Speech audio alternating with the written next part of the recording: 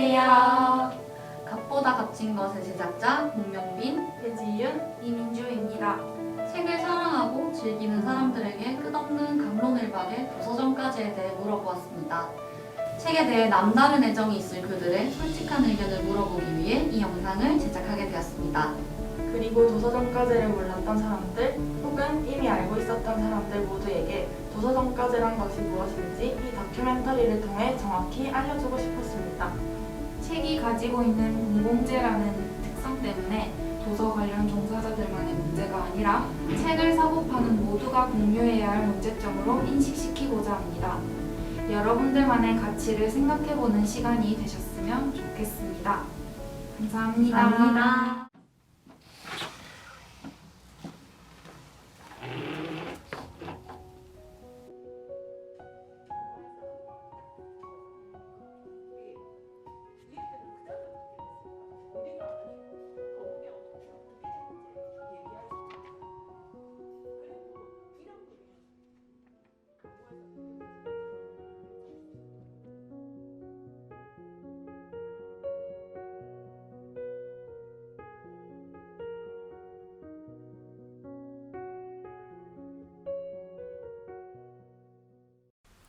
친구들이랑 자주 놀러 오기는 하는데 책을 사지는 않는 것 같아요.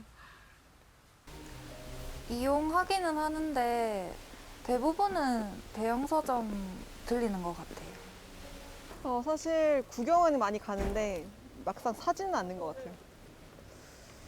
많은 사람들이 각자의 속도에 맞춰 책을 읽습니다. 사람들이 읽는 책들은 다 어디서 오는 걸까요? 여러분은 어떤 곳에서 책을 구매하시나요? 우리는 책을 읽거나 구매하는 곳을 서점이라고 부릅니다. 그렇다면 동네 책방과 일반 대형 서점의 차이점은 과연 무엇일까요? 저희가 어렸을 때만 해도 각 골목마다 동네마다 책방이 있었어요. 예전에는 이제 다 서점이라고 불렀었죠. 근데 어느 순간부터 서점들이 다 사라지고 나서 우리가 필요한 책을 구할 수 있는 공간, 다른 말로 책 문화를 경험할 수 있는 공간이 사라짐에 따라서 정말 필요한 정보를 얻을 수 없다든지 하는 경우들이 생겨나게 됐어요. 물론 이제 정보만을 얻는 것이 아니라 서점에서는 여러 가지 문화적인 그리고 다양한 경험을 해볼 수 있는 이런 것들이 있는데, 요즘 동네 책방이 다시 살아남을 위해서 이제 마을 사람들이, 동네 사람들이 자기 집 주변에서, 근처에서 이런 문화적 공간을 누릴 수 있고 그 문화로 자신의 여러 가지 여가 생활이라든지 걸 영위할 수 있기 때문에 동네 책방이 많은 사람들한테 사랑을 받고 있고 그렇게 앞으로도 많이 더 생겨날 것으로 생각이 듭니다. 책방이라고 하는 데가 뭐 워낙 경제적인 어떤 수익률을 내기에 그렇게 좋은 상황이 아니니까 대부분 책방을 하시는 분들이 책이 좋아서 하는 분들이 대부분일 거예요. 그래서 뭐 다 어렵게 책방을 운영하고 있고, 그리고 뭐 책만 팔아서 책방을 운영하는 곳은 거의 없고 책 이외에 다른 것들을 같이 하는 곳들이 많이 있죠. 뭐 차를 파는 곳도 있고 술을 파는 곳도 있고 선물을 파는 곳도 있고 아니면 뭔가 이렇게 프로그램을 운영하는 곳도 있고 그렇게 해서 운영을 하고 있는 편이죠. 대형 서점과 동네 책방의 차이는 단순히 크기의 차이뿐일까요? 작은 손짓으로 간편하게 책을 살 수 있는 시대에서 직접 발길을 옮겨 책방으로 향하는 이유는 무엇일까요? 동네 책방은 단순히 책을 사는 공간을 넘어 각자의 위치를 지키며 다양성에 기여하고 있습니다. 서점 주인들의 영어 추천, 인문학 글쓰기 모임, 무료 강연 등 지역 커뮤니티 활성에 이바지합니다. 그러나 이런 동네 책방에도 피할 수 없는 현실이 있습니다. 바로 도서점까지입니다. 잘 모르겠어요. 처음 듣는 것 같은데. 네, 알고는 있는데 그냥 할인 못 받게 되는 제도? 살짝 그런 거 아닌가요? 아니요. 자세히 몰라요. 도서점까지에 대해 전반적 인식평가를 확인했을 때 책값이 오를까 염려된다는 의견이 68%에 육박하는 등 부정적인 의견이 다수를 차지했습니다. 일단은 저희가 관련해서 제도 관련해서의 입장은 보도자료로 내보낸 그 내용을 좀 참고하시면 될 것 같고요. 네, 개정 방향 관련해서 일단 11월 3일자로 나간 보도자료 관련해서 좀 참고를 해주시고요.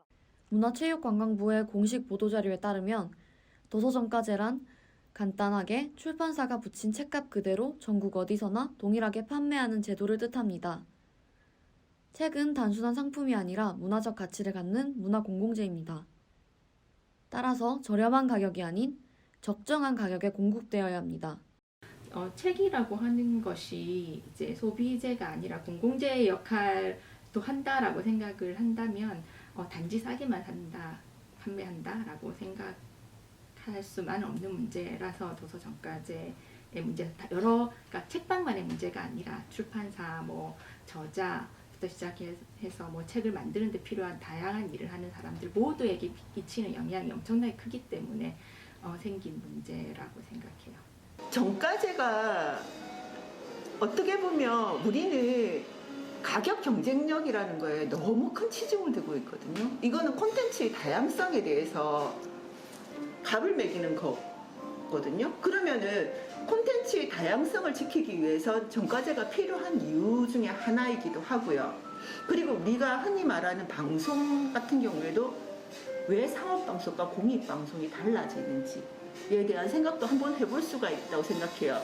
우리가 산업사회 가면서 너무 가격에 매달려 있는 거예요. 가성비가 진짜 중요하거든요. 왜냐하면 산업사회에서 돈 없으면 아무것도 할 수 없기 때문에 자본이라는 건 너무 중요한데 내가 살 수 있는 물건들이 어느 순간에 사라지게 만드는 것도 가격이라고 생각해요. 그 사람들 또한 그거를 다시 살 수 없도록 만드는 것도 가격이라고 저는 생각하기 때문에 도서는 콘텐츠의 다양성을 지키기 위해서 도서정가제가 필요하다고 생각을 하고요. 도서정가제는 어쨌든 책을 정가에 구입을 하도록 유도를 하는 이제 정책 중에 하나고 그게 법안으로 이제 마련이 되어 있습니다. 그렇기 때문에 누구나 똑같은 책을 똑같은 가격에 공급을 할 수 있고 그리고 구매를 할 수 있도록 노력하기 때문에 지식의 편중이나 다른 요소들이 없애기 위해서 사실 도서정가제를 현재까지 유지를 하고 있는데 아마도 조만간 이제 법안이 개정되면서 도서정가제가 폐지가 되나 유지가 되나 여러 가지 논란들이 있는 걸로 알고 있습니다. 그러나 할인율이 줄어들면 소비자만 손해가 아니냐는 의견도 있습니다. 할인폭이 커지면 당장은 싸게 사는 것 같지만 출판사들은 어쩔 수 없이 할인을 염두에 두고 책값을 더 높일 수밖에 없습니다. 그렇게 되면 책값에 거품이 생겨 정가는 올라가고 사회의 다양성에 있어 중요한 소규모 출판사들은 할인 경쟁에 밀려 도산하고 동네 책방들도 하나둘 문을 닫게 될 것입니다. 또한 소비자들은 잘 팔리는 책만 판매하는 서점, 베스트셀러만을 줄을 지어 파는 획일화된 낮은 퀄리티의 콘텐츠를 즐길 수밖에 없을 것이라는 의견입니다. 그렇지만 반대 의견도 존재합니다. 도서정가제의 폐지를 바란다는 제목의 국민청원은 20만 명이 넘은 상황입니다. 책 한 권의 평균 가격은 2017년 기준 16,000원으로 다른 콘텐츠를 이용하느라 책을 멀리하는 사람들이 늘어나고 있는데 책값은 정가제에 묶여 있으니 경쟁력이 떨어질 수밖에 없다는 의견입니다. 그렇다면 해외에서는 도서정가제를 어떻게 시행하고 있을까요? 현재 도서정가제를 시행하고 있는 나라는 프랑스, 독일, 이탈리아, 일본 등이 있으며 대체적으로 할인이 불가능한 기간이 제한되어 있습니다. 프랑스의 경우 1953년 도서정가제를 폐지했지만 대형 서점의 할인 행사 등으로 생태계가 망가지자 1981년 도서정가제를 재도입했습니다. 일본은 할인을 허용하지 않는 완전 도서정가제를 시행 중입니다. 이는 아마존과 같은 대형 서점과 불황 속에서도 일본의 책과 서점이 버틸 수 있는 배경이 되었습니다. 독서라는 것은 특히 종이책을 가지고 독서하는 문화는 앞으로도 계속될 것이고 아무리 첨단 미래로 우리가 여러 가지를 받아들일 수 있다고 해도 책은 변하지 않는 영구불변하게 존재하는 그런 문화적 요소가 아닐까 생각이 듭니다.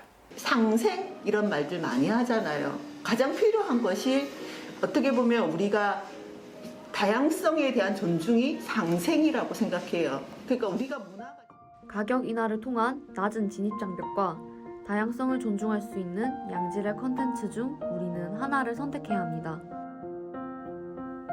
우리가 진정으로 추구해야 할 것은 무엇일까요? 값보다 값진 것은 존재할까요?